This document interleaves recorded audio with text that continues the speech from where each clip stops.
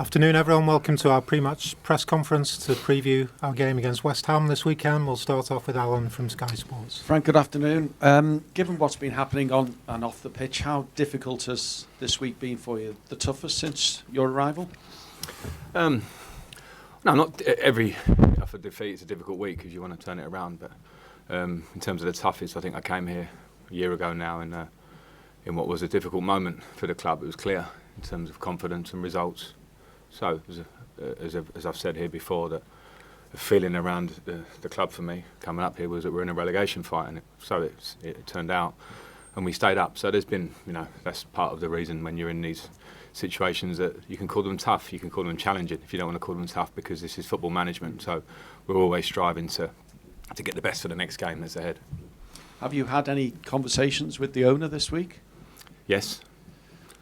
And would it help if you saw the board's support at West Ham on Saturday? I think in those terms, I've been managing for a few years now, and I think in terms of backing from your bosses, owners, boards, I don't think it's presence. I managed Chelsea for 18 months. I don't think the owner came to one game. So it's more about how you work together and the backing that you have, obviously. So it's just the fact of that everyone here wants the same things, wants Everton to win games. An Evertonian who's at Goodison, an Evertonian who's sitting at home. There are so many of them around the world. I've learned that in this last year. So we all want the same thing. Were those conversations with the owner positive? You ask me that every week, and they're always private conversations. They're communications, of course, for trying to get the best. Okay.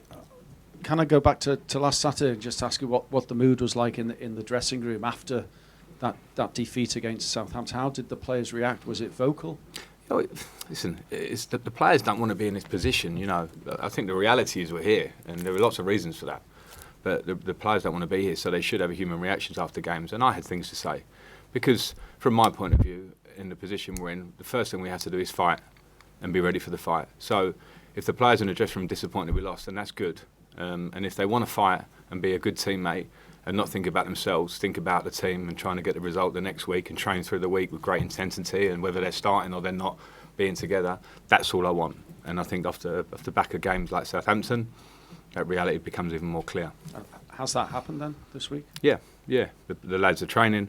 It's one of those questions you ask me every week, and I don't think you'd expect I'll say, no, they look terrible, like we're in a bad position. It's one of those. The reality is, wherever a player is, whether their confidence is down a little bit or wherever they're at in their game, they have to think about what is the way out of difficult moments. And I've been in many in my career, and the only way is work, and the only way is focus, and the only way is being really unselfish about it and putting yourself to the limit. And that's exactly where we are. Obviously, your job is to manage the side and win football matches. Is tomorrow one of your biggest in terms of, you talk about the personal side of things, for you as a manager? Is it a must-win game as far as your future is concerned? Do you see it that way? Well, I don't know. I only have to prepare for the game. You say it's a big game for me. I played and managed in many, many big games with a lot of jeopardy on certain games, whether one will make you into the Champions League the next year, whether one will keep you in the league last year, whether one will get you in the playoffs or not.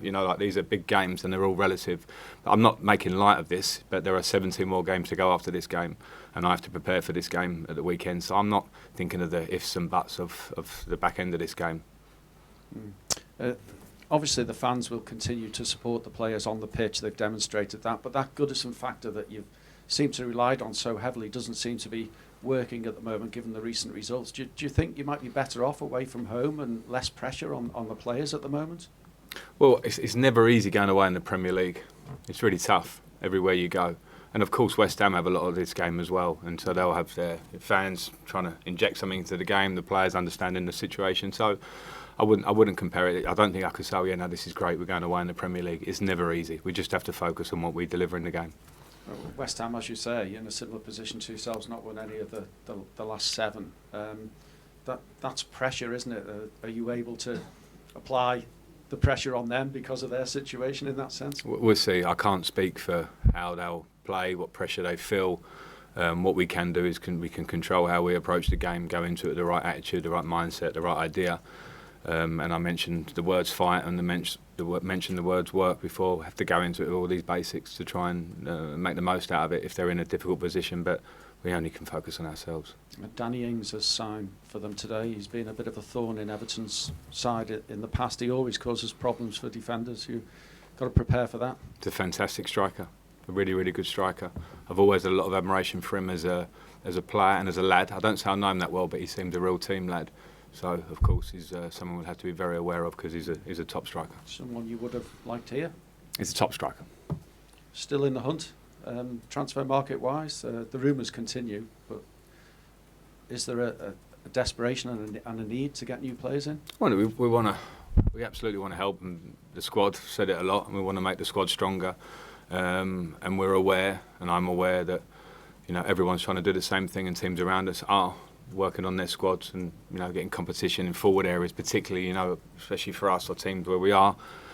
We know we need more competition, maybe more clinical nature about us at the top end of the pitch. We have to be. That's a reality again that we have to understand, and we've got to try and improve it. It's not an easy window. That's clear, and people are working towards trying to bring in players. And I, as coach, be the first one that knows that we need to help it. So we're working. Work then in the next 2 weeks. Sure. Thank Fraser at Premier League Productions. Frank, you mentioned the hard work and the fight and what have you from the players. When you compare the situation you were in last year and the changes that you've made in the squad since, do you see enough to make you confident that the players that you've got here now compared to last year have got the same stomach for the fight for a relegation this year? Well, in certain areas we have the same players that we had last year in that fight who've been through it before. In certain areas, I think especially defensively, we added players with a real character and personality, and that's why up until recently in a tough run of form we were one of the best defensive teams in the league. And of course we've lost a big player in Richarlison, who was a real sort of talisman of ours in that sort of running. So there are different elements that we need to show again in terms of fight, to show that we've got the capacity. I came in, I think, with 18 games to go last year, so we're in a similar spot to where we were last year. And the emotions change weekly by result throughout those 18 games. I lived that last year, and it was an amazing experience. Not always good. The end result was good. So I know what it takes, and some of the players do, but that's all words. When it's in front of us again now, we absolutely have to act on it. And following on from that, you mentioned that the experiences, particularly that you've had as a player, and obviously games that have got jeopardy on them, you probably had more successes than failures as far as that's concerned. I'm not sure. But as a manager, I would expect that feeling of stresses and strains and the pressure is far more concentrated because you're the man that ultimately is responsible. Do you get that feeling, and how do you actually deal and cope with that? Yeah, it's a pressurised job, there's no doubt. But many people outside of football do very pressurised jobs with more at stake. So I never try to cry too much about that because I'm very proud and honoured to manage great football clubs like I have actually in my managerial career.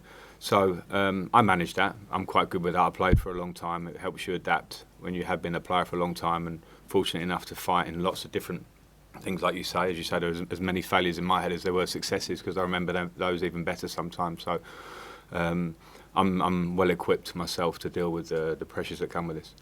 Thanks, Fraser. We'll go to Simon at the BBC. Hi, Frank. Does it almost feel like crisis management for you at the moment? It seems as though either on or off the pitch there's always something coming at you, results, demonstrations, whatever it is. It feels as though it's like a crisis job at the moment. I don't know, those are your words, but it's challenging, of course. Not all of those things fall under my responsibility, and I'm not taking my responsibility away. I'm manager and coach of the club, but there are things I have to prioritise and focus on, and the first one is always the football side of it, because that's the thing I can affect most closely with the players. So of course, if we're in a tough run like we are at the minute, it's how can I lift the players, how can I get into them, talk to them, give them the way, show them the way and the idea, and keep them together. So that's my first priority at the minute. But yeah, I understand it's a tough moment, and I'm also aware of the noise and what's happening around, so those things are there. I have to try and make them the least distraction possible from the football side. Not always easy, not always that simplistic, because we're living in a world of young players and social media and a lot going on. But myself and the players have to try and push that to the side and go, what can we do to train and be ready for Saturday? I mean, it'd be easy, I'm not saying you because you don't strike me as that kind of person, but it'd be easy for younger players to use what's happening as an excuse to say, well, things are going wrong, but what do you expect, you know, with all this chaos going around? Yeah, I think the thing I learned, one of the earliest things I learned in professional football, and maybe my upbringing to be fair, was that the minute you make excuses or blame or trying to portion blame to anything else other than your own input on what you can do to something is the minute you foul, as far as I see it. So if the first thing I'd say to the players would be to not look anywhere else but themselves. And don't get me wrong, I'm very... I have to manage, when I say manage people, not just a player. I understand when certain things are difficult, a lack of confidence, something not going right in their game, something around them that is not helping. And I have to mitigate that, try and do my best with that and try and support and help the players as well as I can to get the best performance. So I always have to be aware of those things. And in these moments, if they're challenging, then so be it. You do the best you can. And just in terms of, you won't tell us what conversations you have with the owners, but are they honest conversations? Because you're talking there about, you know, players coming in. You obviously know how good your squad is compared to everybody else who's going out and spending money. Are they honest conversations that you're having with the board and saying, look, if these things don't happen, this is what is likely to happen? Well, that part, it's not what the conversation was, but they are honest. Yeah, they are honest. I have to be honest because it's my job, and the job is in the now. And if I don't say my honest opinion now, then I wouldn't be doing my job right. I have to say it as I see it. And of course, the owners or the board have to work in the structure that they know what they can do. And we have to speak about budgets, what we can do, where the squad's at. So they have to be honest. The reason they stay private, I just think is pretty normal. I think when you're working, I think it's very normal that those conversations would remain private. But they are honest. Thanks, Simon. We'll go to James at Radio Merseyside, please. Hi, Frank. You'll have seen the videos of some of the players trying to get away from the stadium last week. What were your feelings about that, and have you had to have conversations with the players about what they should do in those situations? I've spoken to some of the players. I think, firstly, this is not just an Everton situation. I've been in football a long time. I feel like I keep saying that, but I have. And I've been at teams where similar things have happened to maybe myself to a degree and other players. So let's not just try and make this an Everton conversation. This club has a huge passion, which I think is pretty unique. I've said that in the good times, so I can say it in the not so good times. And sometimes, passion can overspill in a good way, when we saw last year with all the welcomes and all these things. And maybe, especially when it's minority cases of certain incidents and now everything gets videoed, so it becomes viral like it happens every day. And that's not necessarily the case. So I think the majority of Evertonians just want this team to do well. And they've got an absolute right to voice an opinion in a game, around a game, before a game, in the pub, all those things. Of course, we don't want fans going up to players. Of course, in an ideal world, I think it's a small minority. I've spoken to the players, and we don't want that, and I'd love to not see that again. But I also understand the passion of fans and what they want. And the players have to not accept responsibility, but understand when they're working in this industry, lucky to do a good job, that sometimes they have to take some things. But I think with those things, we hope that they don't happen again. And as well-intentioned as the supporters may be, is there a concern over player safety in that situation? Well, I'd like to hope not. And I haven't seen anything that's got to those levels at all. We'd like to hope not. And again, I think it's passion. And we obviously hope that things would never overspill. Again, we all want the same thing as a club. When I talk about a club, I mean everybody together. It's what saw us be such a force in getting out of that relegation battle in terms of the big games that we won. Everyone was together, and it was a great feeling. And I'm not here asking or telling anyone how to act, but we know that when we're like that, and our responsibility as players and staff is to produce the football side of it.